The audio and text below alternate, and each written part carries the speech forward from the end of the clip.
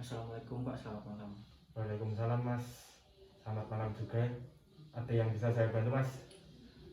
Ada Pak, saya perkenalkan nama saya Raffi Pak, Ya, anak Fakultas Hukum dengan NIM 811483831. ya Mas. Saya ingin bertanya Pak, kan saya seorang content creator Pak di bidang musik.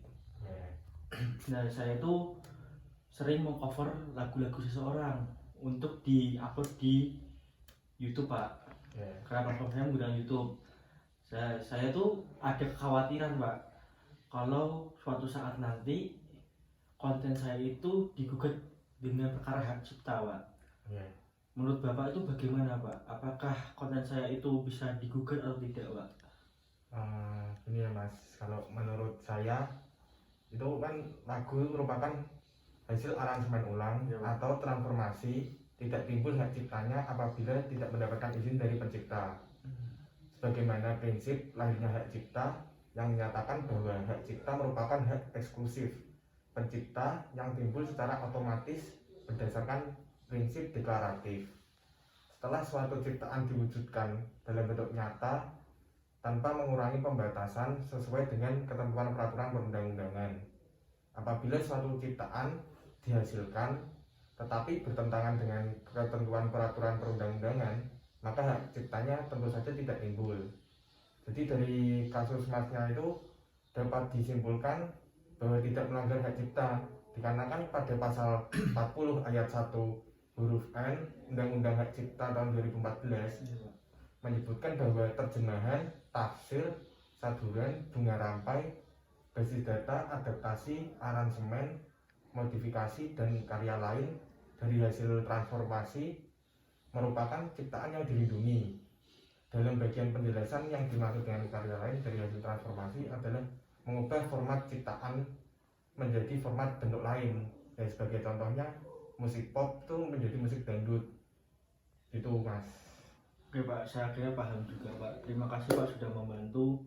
Mungkin ini jawaban atas kekhawatiran saya Pak. Ya, siap Mas. Ya, makasih ya Pak. Ya, Assalamualaikum. Waalaikumsalam Mas. Selamat malam Pak. Malam Pak, gimana Pak? Jadi begini Pak, sebelumnya perkenalkan nama saya Malik Pak. Ya. Jadi saya kan saya bekerja di kayak sebuah periklanan gitu ya Pak. Nah saya itu ingin ada sebuah produk melakukan periklanan. Tapi di sini saya membutuhkan sebuah gambar gitu Pak. Tapi saya mengambil gambar tersebut dari sebuah platform gitu loh Pak. Untuk saya jadikan bahan untuk beriklan nantinya. Nanti itu tuh bisa jadi dikasuskan atau gimana Pak sih? Oh iya. Ya tergantung Mas, itu kamu mengambil gambar tersebut, kamu mencantumkan sumber dari kemana kamu mengambil gambar tersebut apa tidak. Kalau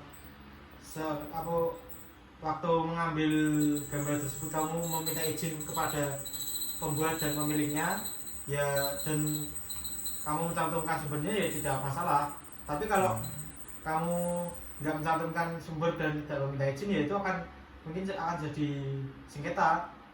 Ini saya menurut pasal 40 tentang hak cipta Undang-Undang Nomor 28 tahun 2014, ciptaan yang dilindungi meliputi ciptaan dalam bidang ilmu pengetahuan, seni dan sastra terdiri atas buku, pamflet, perwajahan, karya tulis yang diterbitkan dan semua hasil karya tulisnya, ceramah, kuliah, pidato, dan ciptaan jenis lainnya.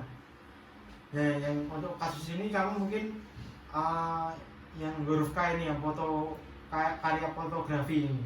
Iya Pak. Nah, itu memang harus dicantumkan sumber dan kamu juga harus meminta izin dari pemilik gambar tersebut. Berarti untuk lebih amannya saya lebih baik untuk meminta izin Ya, dulu permisi dan mencantumkan ya. Ya. Baik Pak, terima kasih. Siap. Sama-sama. Selamat malam. Selamat malam Pak. Selamat malam Pak, perkenalkan nama saya David Balbasa, NIM 811418284. Ya, selamat malam. Perkenalkan nama saya Ahmad Rizal Ramadan, NIM 811141839. Di sini saya sebagai konsultan KI yang berkedudukan di Semarang, Jawa Tengah. Apa yang bisa saya bantu ya Pak ya? Saya ingin bertanya Pak, untuk membuat usaha sih.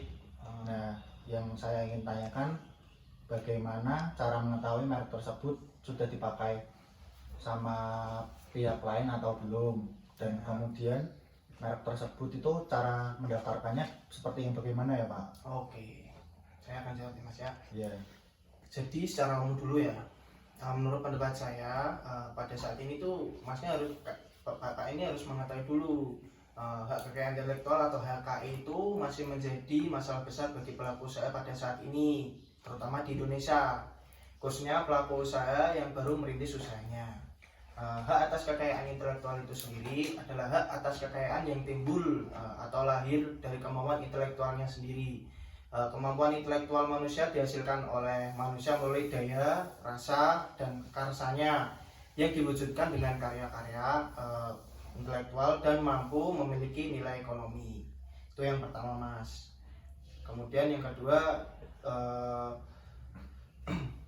dalam melakukan usaha, setiap pelaku usaha itu harus mengetahui tentang branding. Masnya tahu kan tentang branding? Iya, tahu. Karena branding itu sangat penting guna memperkenalkan produk, barang, atau jasa. Tetapi kesadaran akan pentingnya branding ini tidak semuanya dibarengi dengan pemahaman akan pentingnya mendaftarkan brand atau merek dagang agar tidak diklaim oleh pihak lain.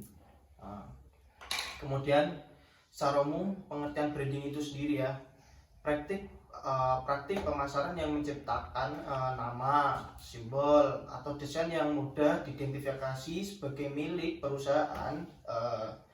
Branding atau membangun kesadaran. Yang kemudian pengertian lain dari branding yaitu merek. Merek adalah kegiatan untuk membedakan produk dan layanan kita dengan yang lain. Dengan kata lain, membangun kesadaran merek adalah hal yang terpenting di dalam pelaku usaha. Jadi merek itu sendiri itu harus timbul dari kreativitas manusia sendiri. Yang pertama sih itu Mas, yang utama.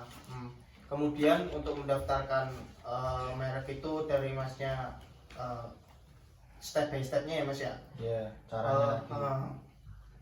Berdasarkan hukum yang ada di Indonesia pada saat ini ya Mas ya, dijelaskan bahwa siapa yang pertama mendaftarkan atau bisa disebut first to file, maka pelaku usaha atau perusahaan itu yang menggunakannya itu paten, jadi dapat menggunakan haknya untuk mendapatkan merek tersebut. Itu berdasarkan siapa yang pertama mendaftarkan diri dan mengajukan permohonan. Dan ini berdasar pada Undang-Undang Nomor 20 Tahun 2016 tentang merek dan indikator geografis. Berdasarkan pasal 3 disebutkan bahwa hak atas merek diperoleh setelah merek tersebut terdaftar. Penjelasannya lebih lanjut, yang dimaksud dengan terdaftar itu adalah setelah permohonan melalui proses pemeriksaan formalitas, kemudian proses pengumuman dan proses pemeriksaan substansif, serta mendapatkan persetujuan Menteri Hukum dan Hak Asasi Manusia untuk diterbitkan sertifikat hak atas hak tersebut. Jadi seperti itu Mas, mungkin jawaban dan masukan dari saya sebagai konsultan KI. Terima kasih Mas. Iya, baik Pak. Terima kasih sudah membantu saya dalam sekiranya mencari solusi atau jawaban sementara lah.